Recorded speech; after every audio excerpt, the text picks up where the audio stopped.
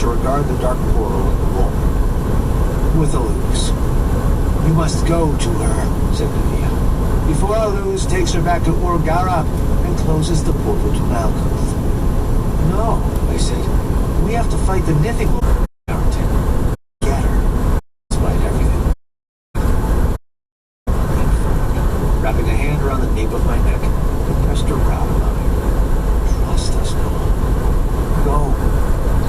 And she kissed me with an assurance that was wholly new, insanely fantastic. I pulled back reluctantly, turned to face the arena. "All right, how are we doing this?" "Like this," said Navia, spreading her black leather wings out wide, while with Thelian appearing in her hand. "Fly to the door!"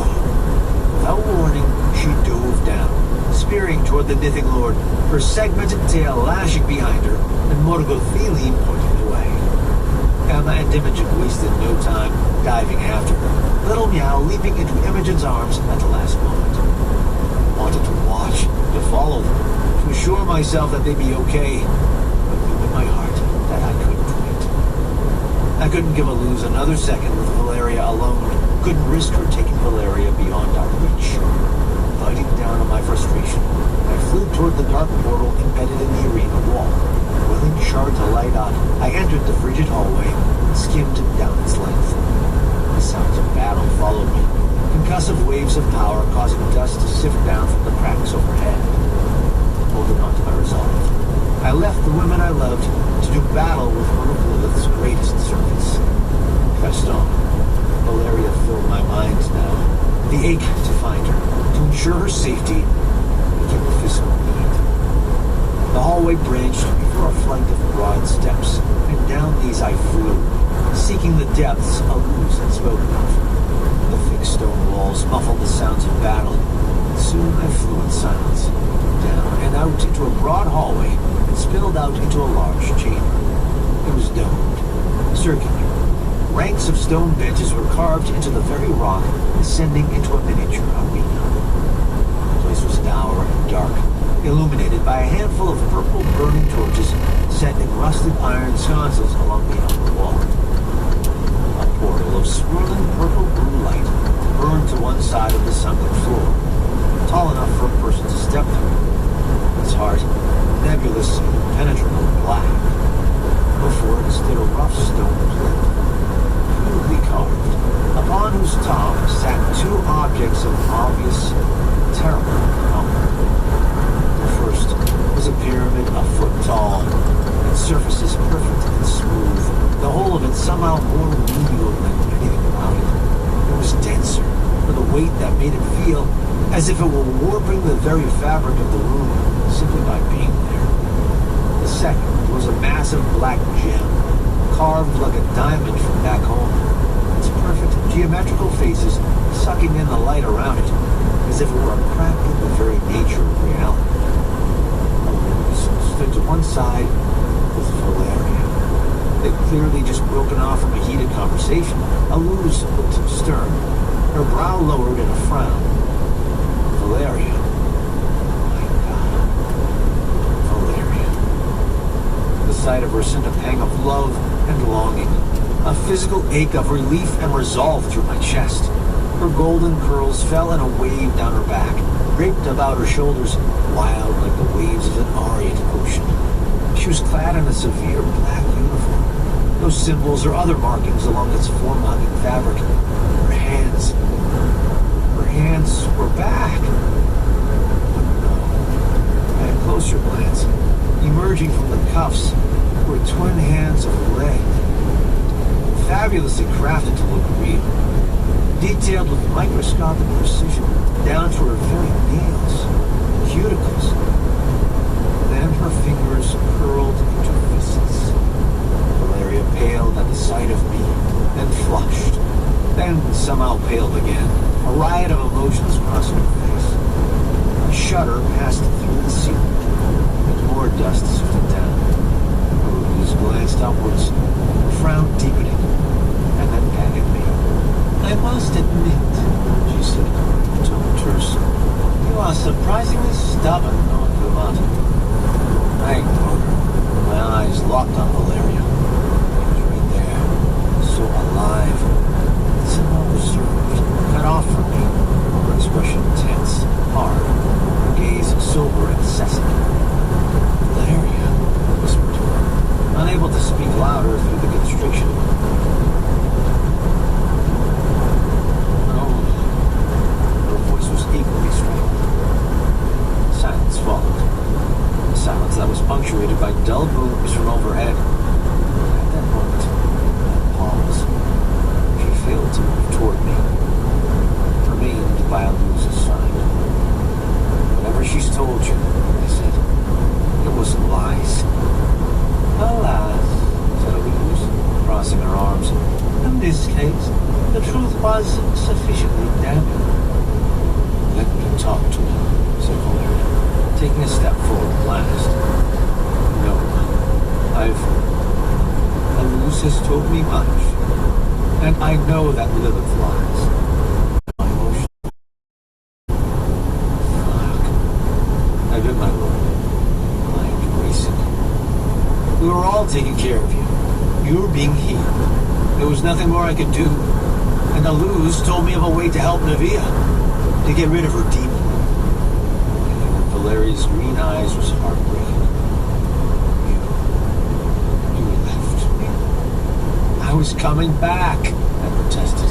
There was nothing more I could do for you. We were running out of time. I had to do everything I could to... The wind went out of me. I had to keep fighting, Valeria. I couldn't stop. You left. Words were spoken softly to herself. Her gaze searched the floor, darting from side to side as she processed this. And then she bit her lower lip and nodded slowly. All right. You had to fight on. Even though I needed you. Even though you're leaving me vulnerable to it. We were to watch over you in shifts, I said. You were never to be alone. Fire flashed in her eyes. You weren't there. Words as hard as iron. You left me for Nevaeh. Valeria. She cut off my words with a chop of her left hand. Did you use Svadhisthana on me? What? Svadhisthana. Aluz said she could feel it in my soul, that I'd been manipulated by you. Did you? Changed gears. No, I began. And then stopped. You did, whispered Valeria. When anger arose within me. We can talk about this as soon as the fight's over, Valeria. But everyone is fighting for the lives upstairs. Help me get rid of Aluz, and then we can go help them. No, she said coldly. Answer my question. I took a deep breath, forced myself to ignore the dust sifting down from overhead. I've used Svadhisthana to help you project your word at that moment in time. Her face crinkled in confusion. In the pool. Let me make you up. I nodded, feeling wretched, confused, angry still.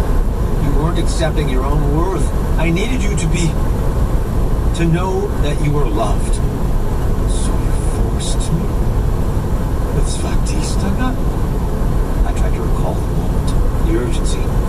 Why it had felt so right, so expedient. I didn't force you, I said. I pushed you. I love you. I love you, Valeria.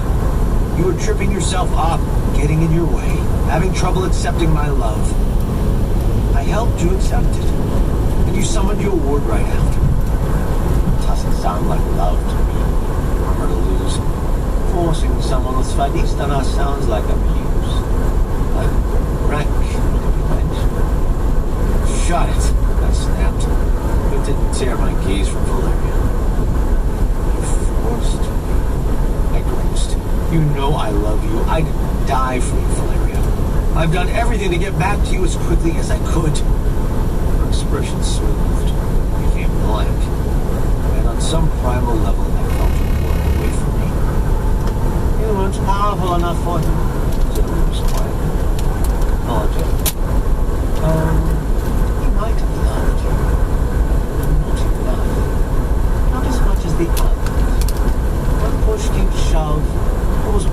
right to leave you for more valuable ones of you, to force you to do as he needed.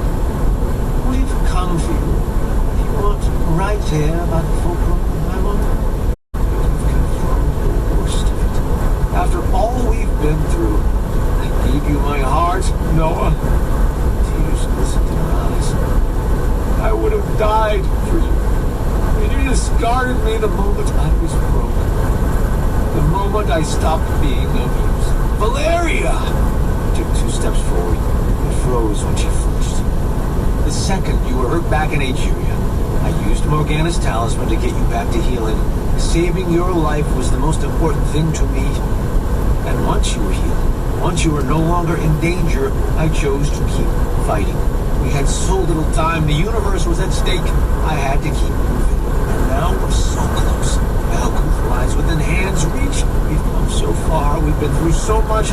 Don't fall for Lilith. She's not falling for Lilith, said Elise, stepping up beside the blonde lawyer and sliding a slender arm over her broad shoulders. The contrast between the two couldn't be more stark. You pushed her away, Noah. You didn't have it within you to love her as she deserved, to honor her, to treasure her, to see her as more than a burden that was holding you back.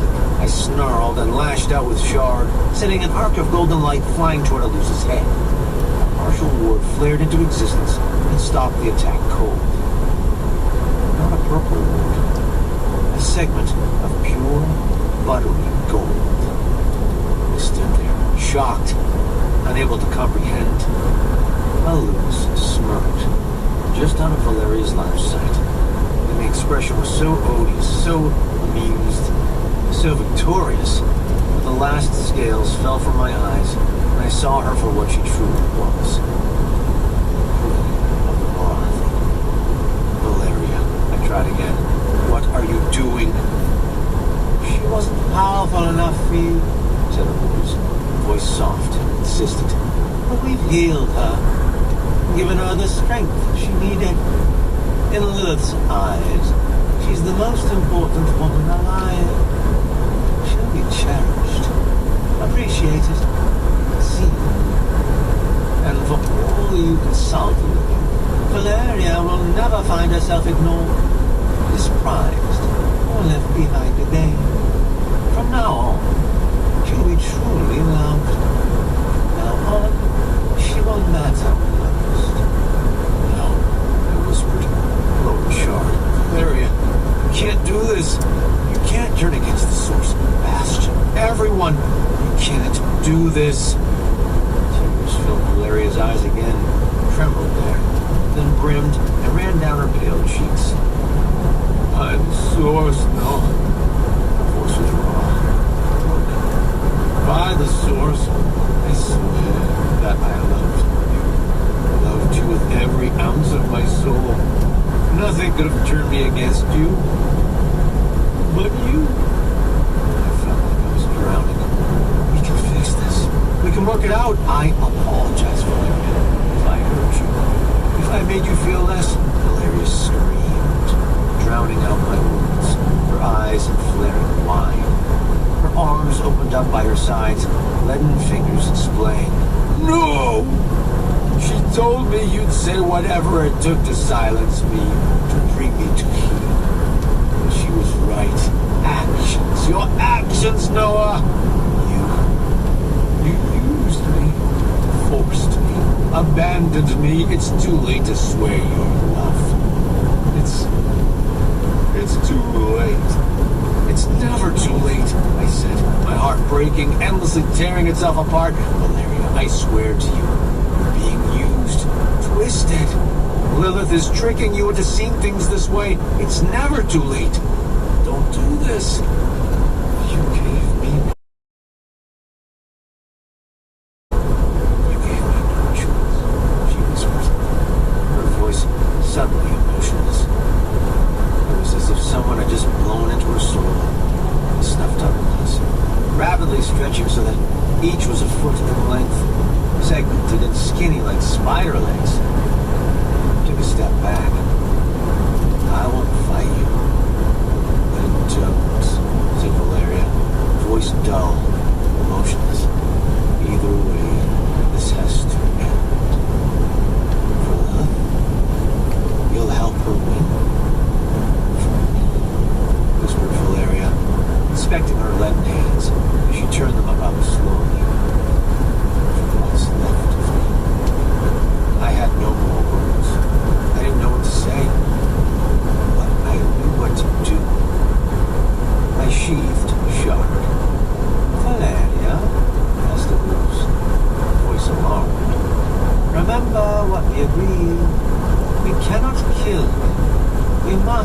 bring him back to Lilith. Valeria took a step forward and shuddered, her throat bobbing as she dry heaved. Then she resumed walking toward me, spider claws rippling. The worst of it is, she whispered, the worst of it is that you were right. I wasn't good. I never was. But I thought with you, perhaps I could do better, be better. But you saw through me. You saw the truth. And I don't believe you. For casting me aside, I should never have been your companion to begin with. Oh, Valeria, I said. My insides felt like a slurry of broken glass and filthy ice-cold water. A slurry being stirred by her words, tearing me apart. I love you so much. I always will. Tears were running freely down Valeria's cheeks. Shabara foresaw this. She knew I'd turn to Lilith. That you'd struck me down there and then. No, you should have. You might have won through. You might have saved everyone. We still can, I said. Together. It's not too late. It was too late the moment you chose.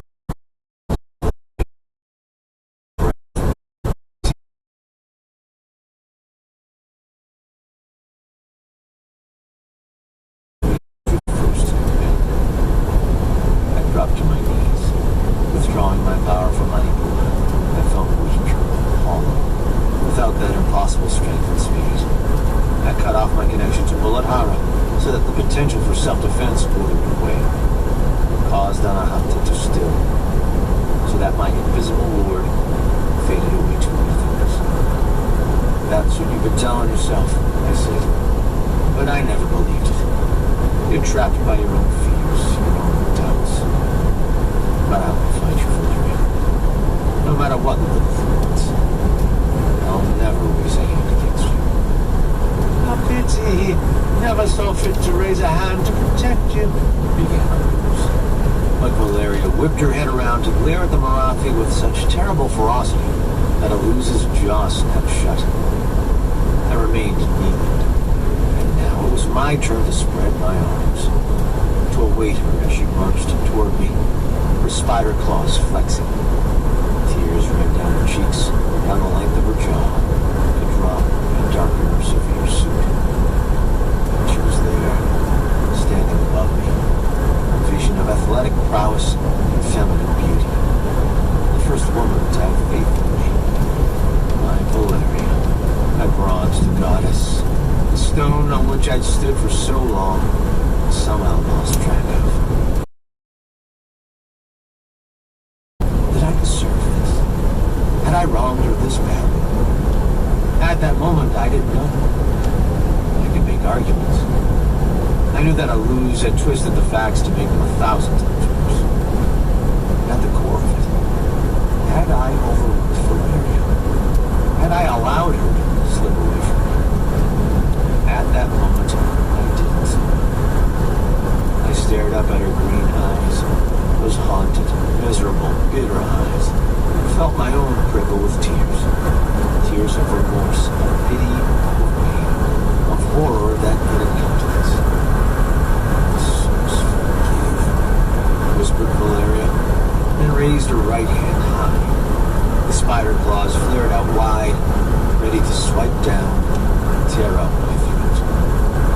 The words came unbidden to my lips, summoned out of time, out of memory, spoken before I even knew what I said. Between what we shouldn't, that which we ought, I said, voice hoarse, and saw again the Egerian sun, the beautiful islands, the cerulean sea. Valeria froze, eyes widening, lips tightening to a seal. My breath hitched at my chest. Lies a perilous life, for all is forgone. Aluz took a step forward. Strike, Valeria! Strike for the way he was scorned! But do not kill him! The tears glimmered in Valeria's eyes, and her hand shook, the claws wavering. I forced myself to continue, to speak on, Oh, I felt like bands of iron were constricting me alive. We live and we suffer and we strive all in vain. But for one of your smiles, Valeria, for just one of your smiles, I'd do it all again. I found myself smiling at her, a broken smile, a smile robbed of all joy but made deeper by pain. I knew at that moment that perhaps I'd earned this fate, that perhaps I'd failed the source for this mistake, for not having seen Valeria truly, for having failed to appreciate her, support her, nurture her, be there for her. I'm sorry, I whispered, so quietly only she could hear me. At the source, I'm sorry. I love you, Valeria, with all my heart. But if you must do this, then I will stop you. I understand. Strike, my love. Strike, and be at peace. I closed my eyes, took a deep breath, and lowered my chin to my chest. And waited. Waited for death. For justice. For whatever Valeria deems necessary. I put my life in her hands. Strike! I heard a loose hiss, her voice vibrating with impatience. Wound him and sever your bond, Valeria! Movement. The sound of Valeria dropping to her knees before me. I opened my eyes and saw that she'd collapsed and bowed. All I could see was her bronzed hair, her shoulders shaking with soundless sobs, and her spider claws curled up in her lap.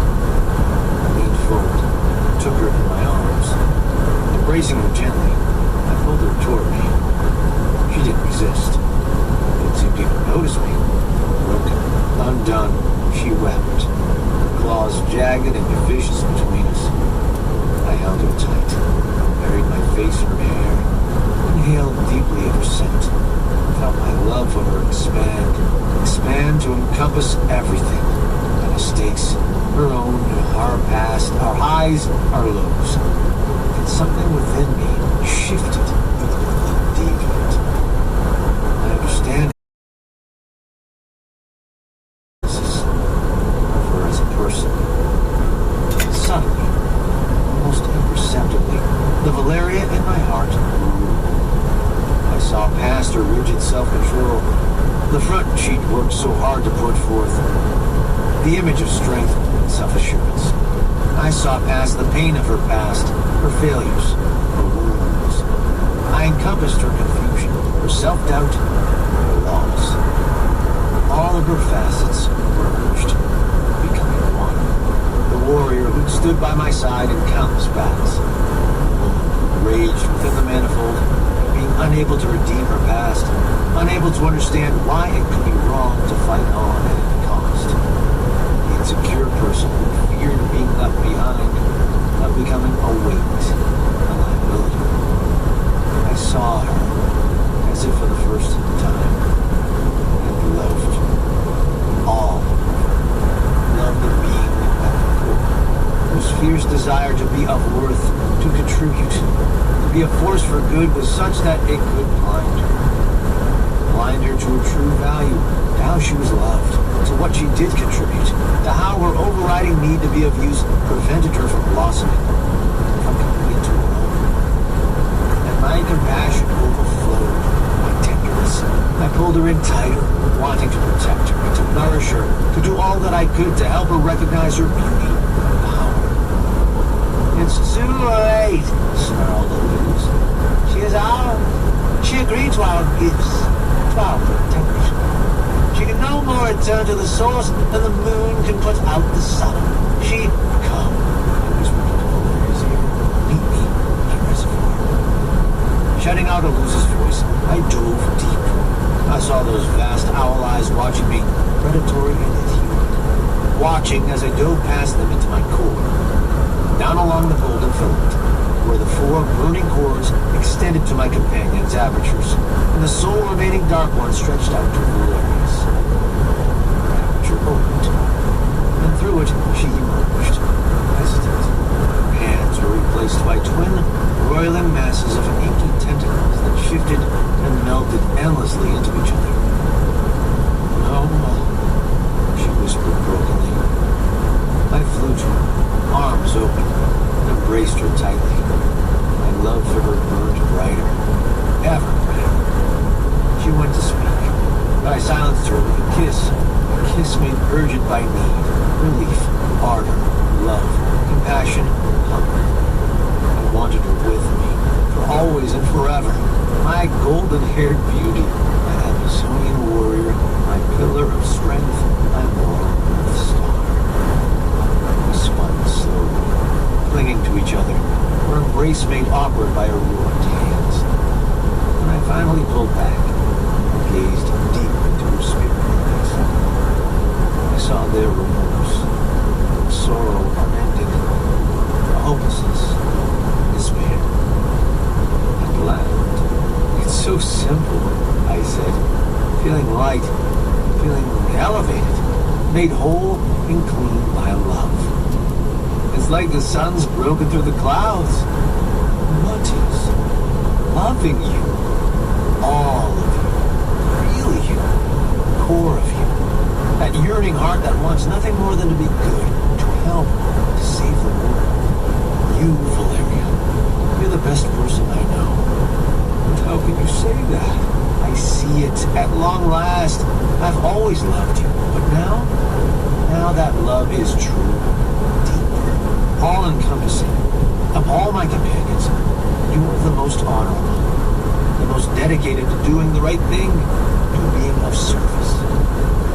You're the best person I know." She flinched as if I'd struck her. "You speak in jest." "No. All of my companions are good people. None cares so deeply, so passionately about being good. It's what's driven you to despair, to doubting yourself. You demand so much of yourself that you've grown blind to your own worth. But I see it now, and I'm floored. I feel so blessed to have you by my side. I don't know whether to laugh or cry." I could see her wrestling to the root, seeing a subtext, some hint of shock. So I put my hand over my heart. "Feel this," I said, "and know it to be true." I closed my eyes, stilled my racing thoughts, and focused on Valeria's essence, the core of which I'd been finding the most. That weird, yearning, heartfelt desire that fueled everything she did. To be good, to be honorable, to be true. I felt the source manifest within me, felt my thoughts become lambent with intensity, and heard Valeria gasp, her breath stolen away. "You see it?" I asked, opening my eyes at last. "No," she said, eyes wide. "But I felt something. Something? Your love for me. The real me. The me I want to be. That you are, Margaret, in your heart. I love you, Valeria." Tears filled her eyes again. Her jaw trembled. "You do? You do love me?" I smiled, overcome, feeling the fool and idiot to not have seen this all along, to not have pieced it together, to have appreciated her depths, her desires, her burning truth. "You love me," she whispered, her voice tinged in awe. "I do," I said. "I love you, Valeria. I see you. I truly, truly see you. I acknowledge you, revere you, and swear by the source that I will never lose sight of you again. Will never forget your truth." Tears ran down her cheeks again, and she went to cover her face with her horrific hands. But I caught her by the wrists, pulled her hands away. "Do you love me?" I asked. Her smile was broken, kept collapsing under her own emotions, until finally she managed, and met my gaze full on. "Yes," she whispered. "I always have." "There's nothing between us now," I said. No barriers, nothing. Just you, me, forever. She slipped into my arms, her face upturned, so our lips came together in a kiss. At that moment, the final walls came down. Power coursed through us both. An electric tempest that blazed about us in golden fire. It leaped to the last dull chord, that final filament, and set it aflame. And at that moment, the other four chords blazed forth as if suddenly drenched in gasoline. The interior of my reservoir flared with golden light, a light that filled my reservoir with a new source of power, filled it to the brim with magic, and poured through into each sanctum as their apertures irised open, replenishing those of my companions. I realized that their apertures would never close again, and in our core, my 5 companions and I would never be separated, and that magic would flow between us, through us, like an endless current through a sea. It would come directly from the source and enter our cores without surcease. No, said Valeria, pulling back in wonder. She raised her hands, and I saw that the hex magic was gone, that the foul tentacles had been replaced by twin glowing white light. Heaven fire, I said, awed. Valeria closed them into fists, then turned her incredulous gaze to me. The source? The source, I confirmed, grinning, and pulled her into a squeeze that spun us around. I heard her laugh and gasp out a sob. Then she buried her face into my neck. I love you, Noah Gilbart. I love you with all my heart and soul. I, you, Valeria. I pulled back once more to admire her, to drink the sight of her smiling face once more. It was like a draught of cold water to a man dying of thirst. Valeria. For a moment we remained thus, examining each other in wonder. And then a sobering expression crossed her face. We're not done. We have to go back. Yes. I took a deep breath. Ready? She nodded, and I opened my eyes. Valeria was in my arms, both of us kneeling. I looked past her and saw that a lose was gone, her purple-blue portal having shut. Such was my joy that I didn't even care. We rose to our feet, and I took her hands in mine, turned them over, examining them. They were her hands, but composed of solid heaven fire, warm and smooth to the touch, giving off the illumination of candle flame. The source healed me, she said in wonder. Let's see what they can do, I said, taking one of mine. We've got to go help the others. We ran toward the doorway that led out of the domed chamber, back toward the flight of stairs. Silence from above, not even the faintest tremor. The fight was over, but I felt no fear. I hadn't seen any of the burning cords within my reservoir go dark, nor had I seen apertures close with utter finality. My companions weren't dead, which meant they'd won. Wanting to laugh, exhilarated, we raced to the bottom of the steps, and there I took Valeria in my arms and flew her up. We skimmed over the steps, up into that final hallway, and from there down its length and into the arena. It had been turned into a lunar landscape of craters and shattered stone. 1,000 meteors couldn't have done more damage. There, in the center, were clustered my companions.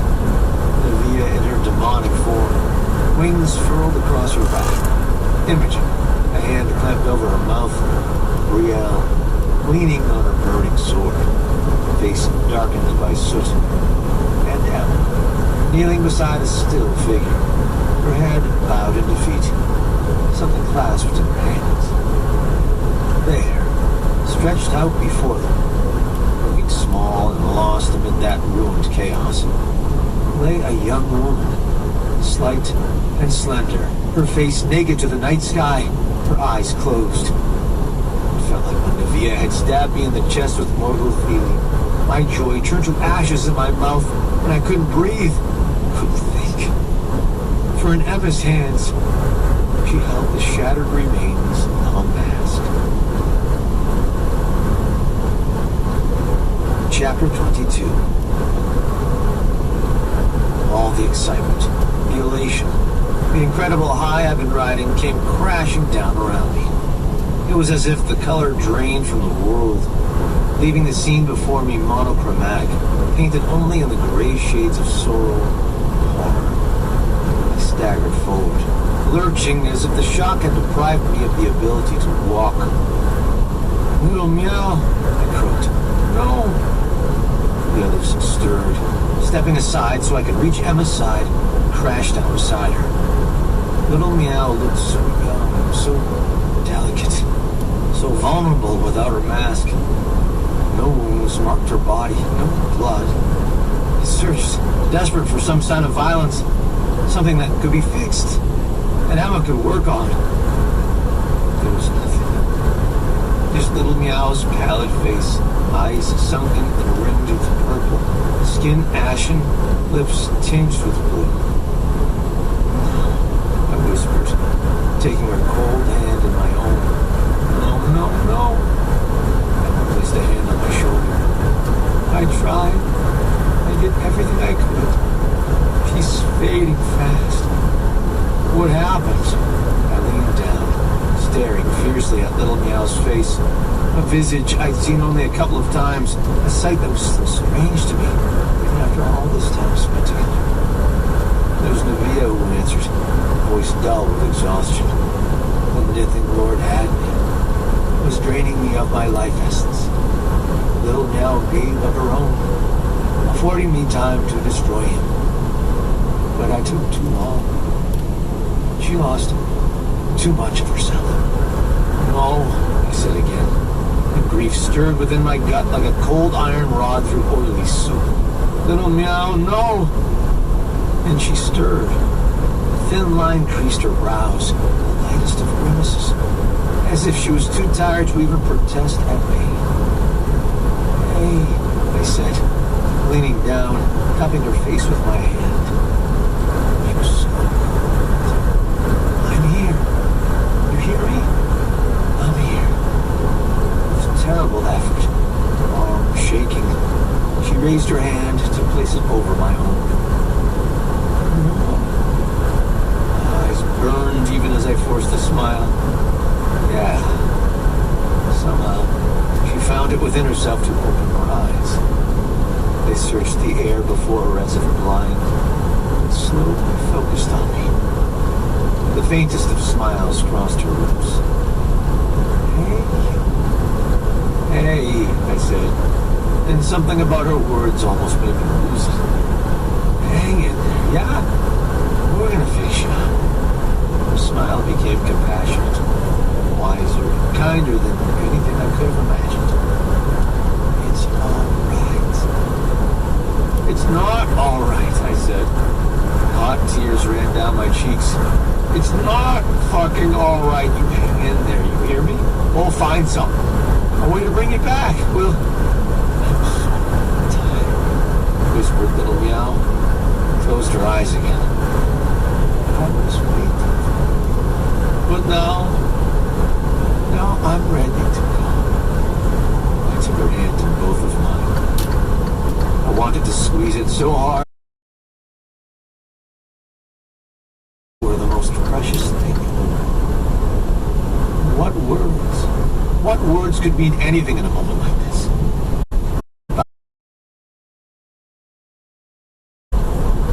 You're different. This time with you all. I've never felt more alive, happier. I regret nothing. God damn, her words were undoing me. I didn't trust myself to speak. The others had gathered around, and I heard more than one of them crying softly. Her eyes searched my own. It's been an honor to help you on. I know you're going to make it. I know. She ran out of strength, more breath or something.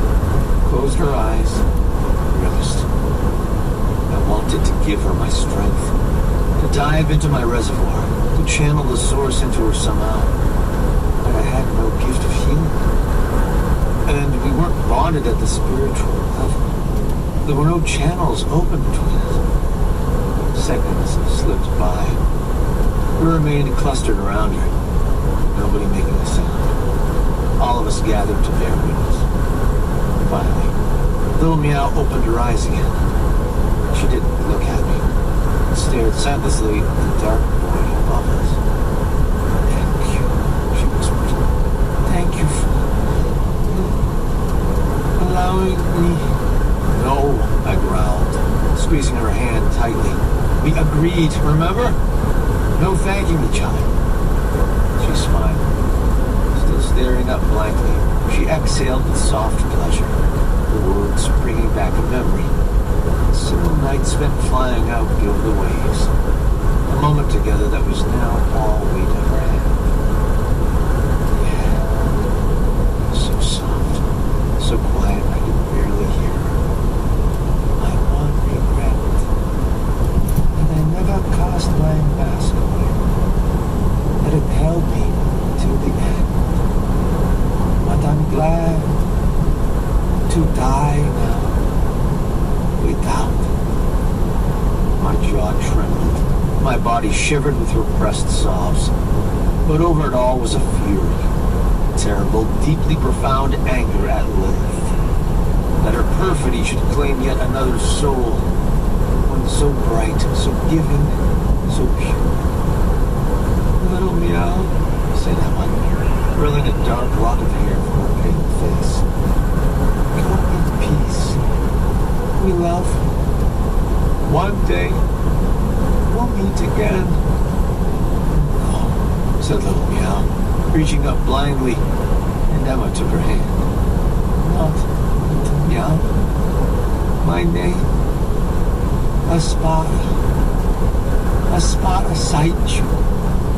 Aspara," breathed Emma, her voice thick with sorrow. "Aspara. Such a beautiful name. Aspara." But her face had still. Her chest rose. Her fingers relaxed in my hands. And I knew she was gone. The silence. And I could only bow my head and allow the waves of grief to wash over me. Waves of frustration and anger, of disbelief and sorrow. How long we remained there, reeling about Aspara's still body, I don't know. But eventually, Naviya moved forward to squeeze my shoulder. Human figures, no longer demonic talents. "We must continue," Naviya said, voice soft. "We can't wait for the enemy to return." "Yes." I wiped the back of my arm across my face, then on impulse reached down and slid my arms under Aspara's body. Lifting her easily, I stood. Let's get below." Emma rose to her feet and moved to Valeria, hugging her tightly. Without a word, Riel did the same, and then Imogen followed after. Naviya regarded the small group impassively, then finally followed suit, wrapping her arms wide around the others. I stood to one side, giving them space, holding Aspara against my chest. Seeing them there, 5 women I loved, while holding the 6th I'd just lost. I felt something terrible and beautiful blossom in my chest. I didn't understand what was happening to me. Grief took a half turn and became wonder, appreciation for being alive. Seeing Valeria's golden curls beside Imogen, Naviya's blue-black hair, Riel's crimson locks, and Emma's white hair. My chest filled with bittersweet joy, and I inhaled deeply. I looked up, half expecting stars, and felt confusion, wonder, a sincere joy at being still alive. I hugged Aspara closer to my chest, holding her tight, feeling my heart break all over again. But I couldn't lose that sensation of gladness. Singularly alive, squeezing her, I wished with all my might that she might squeeze me back. I knew that she never would. She'd never know what happened next, would never share another moment with us around the campfire, would never offer a word of advice, a healing touch, or high joke, or share in a hastily cooked meal. She wouldn't be there to celebrate our wins and losses, or see those of us that survived grow old. She would grow old herself, her body changing, her soul becoming more expansive, taking in the passing years, growing with us, sharing all that was to come. Samara was lost to us. She was frozen forevermore in this moment, and every step I now took would be one away from her. In the time of her death, a new moment, a new memory I was to create without her. Somehow that made even the shattered arena around us all the more precious, all the more beautiful. It made every step, every moment that was to come, all the more wondrous. I pressed my nose to her scalp, breathed in her scent, and forced my emotions down, forced my pain and wonder and grief and torment aside. Come on, I said, taking the first step toward the portal. We've got to get below. For a moment, my companions simply held on to each other.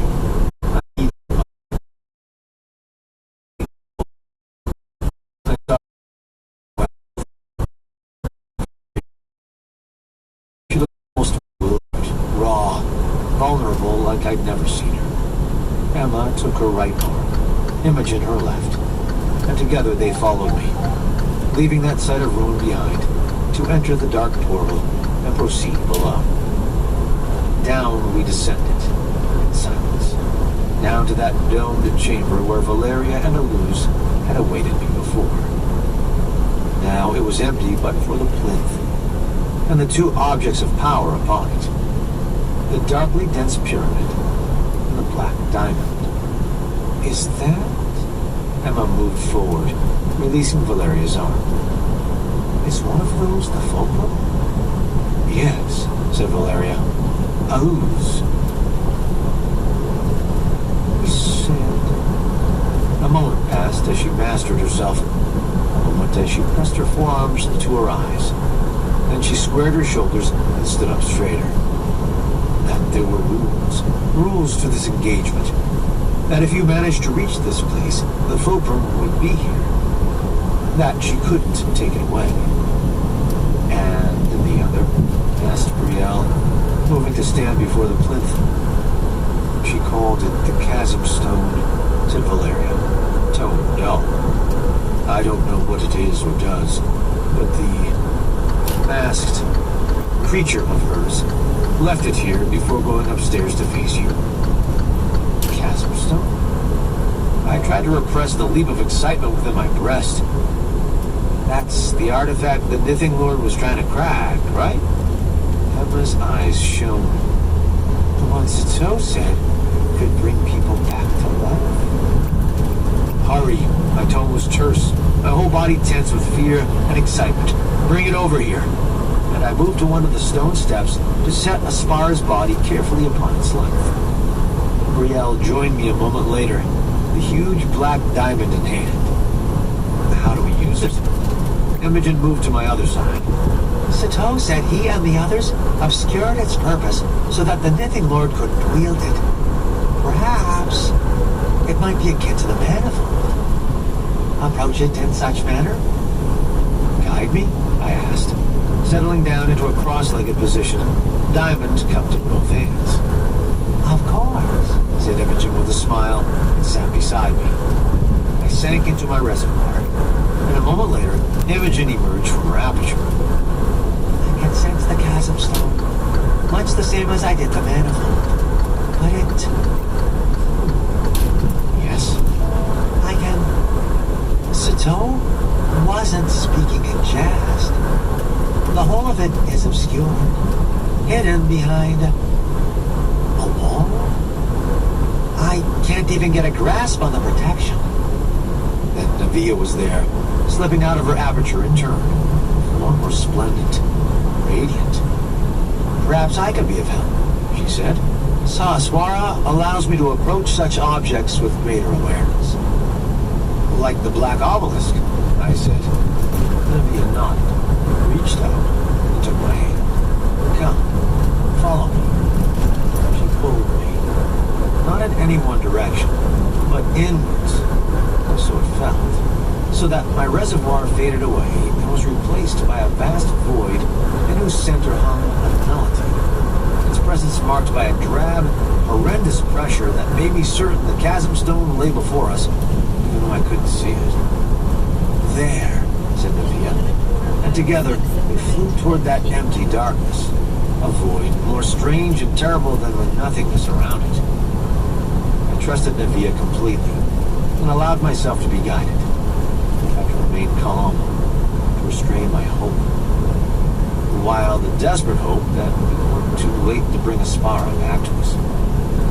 I sensed our momentum slow, Naviya's hesitation increase, till at last we stopped. There are 1,000 ways open before us, she said, but all of them are crooked and deflect away. To push forward is to be defeated. There are. I gazed into the nothingness. It was like trying to read the velvety darkness behind my eyelids. I don't, but all right. Naviya raised a glowing hand.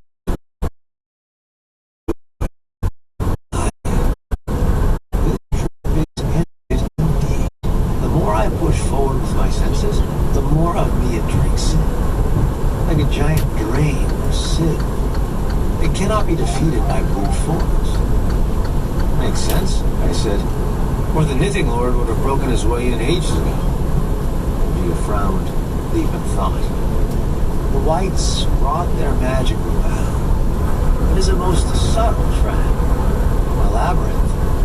To take a step forward is to immediately be deflected. There is no direct approach. I couldn't see anything before us. The dusty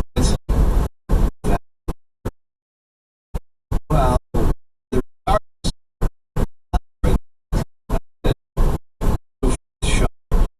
on impulse, allowing my instincts to run free.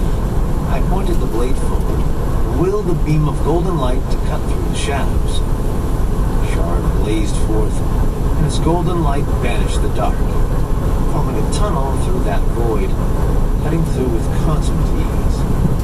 It's working, said Naviya, with as close to breathless wonder as I'd ever heard. The fences, they're melting away as if they were never meant to define the Savior, I said with grim certainty, and with a touch of Manipura, willed myself to fly forward, leading the way. Through the hole I bored through Sato's defenses, following Shard's illumination, right into the core where the chasm stone hung suspended. It glittered as it slowly spun, but where its earthly counterpart was jet black, this one glowed as if hewn from the source's own crystal web. A large, perfectly cut diamond of utter radiance and power. Gazing into its depths was perilous. I could feel my spirit being pulled into it, summoned into the source's grandeur. That old danger that I'd first experienced in Godiel, and each time since upon reaching the very essence of the source's power. The allure of losing yourself to something far greater and more wonderful than you could ever understand. But Aspara's face arose before me, and I found myself thinking of her gentle nature, her endless generosity, how she'd given to us again and again without asking for anything in return. In this vast and terrible universe we've been traversing, she was one of the few truly good people I'd met. Aspara, Saichu, I whispered, and her name left my lips to be sucked into the void, into the bosom of the source, sent into the depths of some unfathomable dimension. Aspara Saichu, come back to us. Come back to us. Please. We hung there in silence, considering the great diamond, and each interminable second was infinite while it lasted, each beat of my heart tolling out an eon of doubt and uncertainty. that I was supposed to do? Was there more that the chasm stone demanded? I didn't know. But my intention was pure, and I found within myself a burgeoning love. I desired to see Aspara's eyes once more, to hear her wry voice, her subtle humor, to learn about her past, to heal her present, forge with her a beautiful future. But the source needed more from me, and I was at a loss as to what to give. So instead, I simply reached forth with my love, and then felt. To my endless joy, a pulse of awareness reached back to me from within the chasm stone, a pulse of consciousness, simply confused, as if lost within some dream. Little Meow! Aspara, it's me! Come back to us. We need you. I need you. I love you. Please, come back. Oh, a softer word. More an exhalation than anything else. A long, aching pause, and then I come. My heart thrilled in my chest. The tears burned in my eyes, and she murmured, turning her head to look up at me, that I was dead, dying, floating down this endless river, and all about me was endless glory. And this person, I think, was waiting for me. Or not the person, but she frowned, shook her head slowly. It's fading. I can't remember. You came back, I said, voice little more than a ragged whisper. Slid my arms around her and hugged her tight. Of course I came back, she protested, face pressed into my neck. I heard your voice. I'm pretty sure I heard you calling for me. And you said that I love you. I squeezed her tight, still incredulous, unable to believe she'd been returned to us. By the source, I can't believe. I mean, it worked! And your words failed me. I simply held her tight, and then finally sat back, rubbing away the tears with the back of my wrist. Her back. Little Meow rubbed the. She slowly sat up, swinging her legs around as she did so. Of course I am. Where did you think I... Wait. Did I actually... Emma didn't give her a chance to complete her question, but swooped in to engulf her in a hug, squeezing her tight and nearly knocking her over in the process. You're back from the dead! Then she pulled back, hands on Little Meow's shoulders, as if to check that Oliver was really there. And Aspara? What a beautiful name! Why didn't you tell us before? Unless you want us to keep calling you Little Meow? Asked Imogen, and she raised her old cat mask. We can, of course. Aspara looked overwhelmed, her eyes wide. Just a little, said Brielle from the side, arms crossed, smirk on her lips. And it didn't stick. Here, said Imogen, and set the mask in her lap. Aspara considered the mask, took it up, turned it around. It's been such a good. Something I took up years ago, which, ever since... No. Tears brimmed in her eyes again, and she looked up to regard me, to consider our whole group. How could I continue to wear a mask amongst you all after all we've been through? And she snapped the mask in half, cracking it down the center between her fingers, and allowed the pieces to fall to the floor. Why did it take me so long to realize I could trust you? You got there eventually, said Brielle. Trust is a surprisingly hard thing to hold on to, said Valeria, reaching forward to place a hand on Aspara's shoulder. Don't sweat it. At least you found your way here. My name is Aspara Saichu, said Aspara, eyes filling with tears. By the sword, I never thought I'd say that out loud again. Aspara Saichu, I said.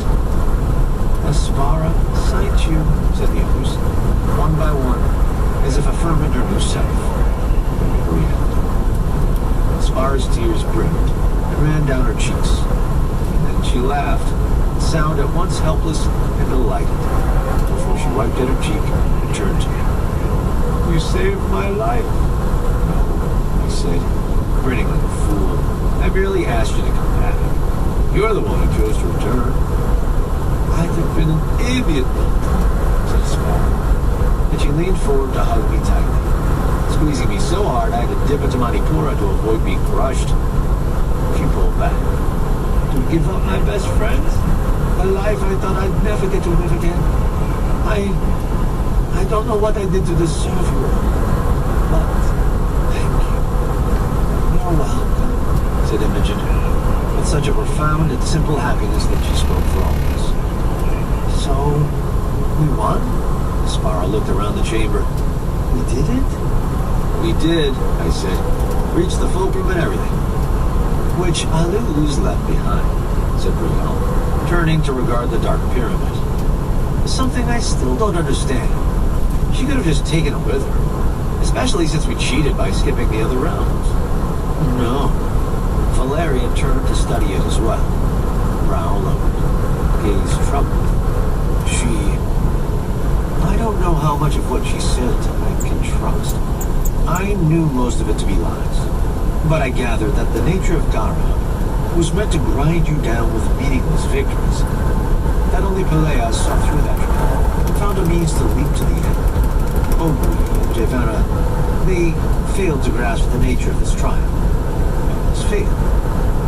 But... Again, she took a deep breath, as if simply returning to those conversations, those memories of her time spent with Alus were kindled around it. But if you grasped the nature of the trial and leaped to the end point, you hadn't cheated, but rather seized victory in the only meaningful way possible. "Ah," I said, my voice without humor. "Well done," said Imogen, moving over to slip an arm around my waist. "Well done, my love." We subsided into silence, all of us staring at the fulcrum.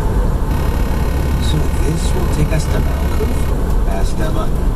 There was none of her customary trepidation in her voice, just curiosity. A question wrapped in a newfound assurance and calm. "Yes," said Imogen. "The last sphere." "Lilith's sphere," said Brielle pensively. "What happened to your hand?" asked Valerian. "What happened to your hands?" asked Emma with a smile. "Tell you later," said Valerian, her own smile bittersweet. "At long last," whispered Imogen. "I can't believe we're finally here." "Well, said Emma.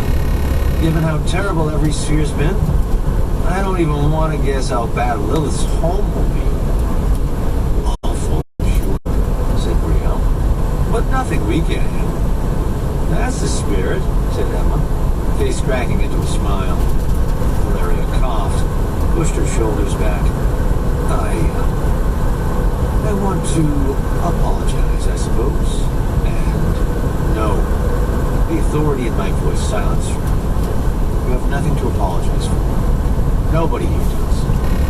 They all stared at me, and I thought I saw shadows of guilt or doubt flicker across their faces. We've all done our very best. By the source, it has been more than enough. We've fought across deserts of ash and urban horrors. We've suffered the most personal of onslaughts. We've nearly died time and again, and none of us would be here without the others. And despite it all, despite Lilith's every attempt to break us down, we've never been stronger. Never been more ready to take her on. My gaze danced from one face to the next.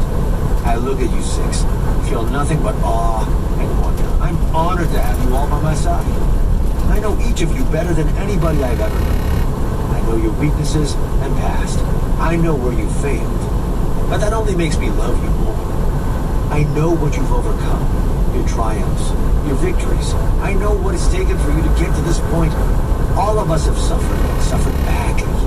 All of us have sacrificed far more than we should ever have done. But we're here regardless. Lilith has thrown her worst at us. Her greatest warriors, her most terrible traps, has sought to turn us against each other, to break us, to force us to our knees. Their eyes were shining, every one of them, as they listened to my words. But for all our unbroken, for all her efforts, we stand more united than ever. In my heart, 5 cords of fire burn, each connecting me to one of you. And if the Source allowed me a 6th Aspara, I know it would lead straight to your heart as well. And I know without looking that your apertures stand open, and will remain so, open to my soul, to the Source, and that its power flows through me to each of you without end. Little flickers of confusion and doubt, then Imogen's eyes widened. Wait, you're right? How so? Asked Emma. So much has happened so quickly that I've lost track. Well, what's happened? Can't you feel it? Asked Imogen. Your magic? Emma frowned. Then her eyes flared open wide. You're right. It's come back to me. I felt it when Valeria and I overcame Elusa's trap, I said. Felt the last barriers between us all fall away. Remember how we can embrace within my reservoir to power up? Siphon energy directly from the Source. Now we don't even have to do that. The Source is giving us freely of its might. There's no end to our reserves. We can fight on now without ever running out of magic. Imogen placed her hand to her brow as if stoned. Leon frowned, blinked, stared down at her sword. Maria studied her palms. Even Devia seemed to Imogen's voice was but a whisper. I'm telling you, I said, we're ready for this. Everything that's happened up to this point has been preparing us for the final sphere. All our weaknesses, our doubts, our fears. We've faced them down.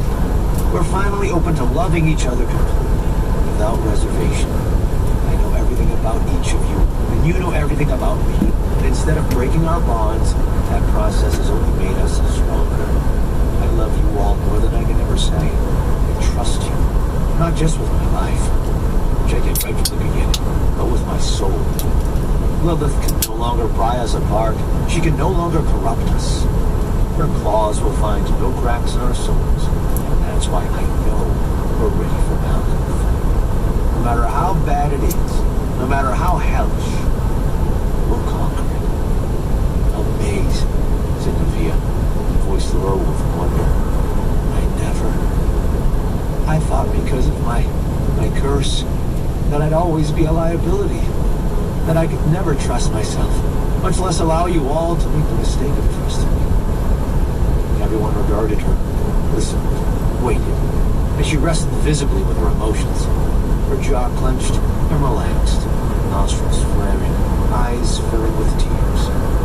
And I thought I'd have to kill myself before Malkuth.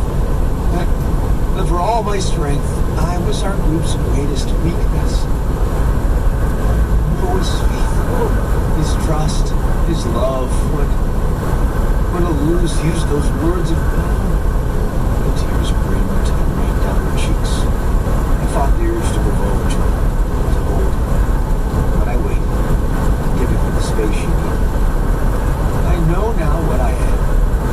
It was victory in the face of all the pain. The first time, when Noah and my mother helped me accept my evil, I thought we won. But in truth, what we did was simply deepen the bonds of trust and love between us. Something Eluz could never understand. So when my demon came forth at last, up above, I was able to forge that final bond with Noah, to accept his love in a way that made my demon powerless.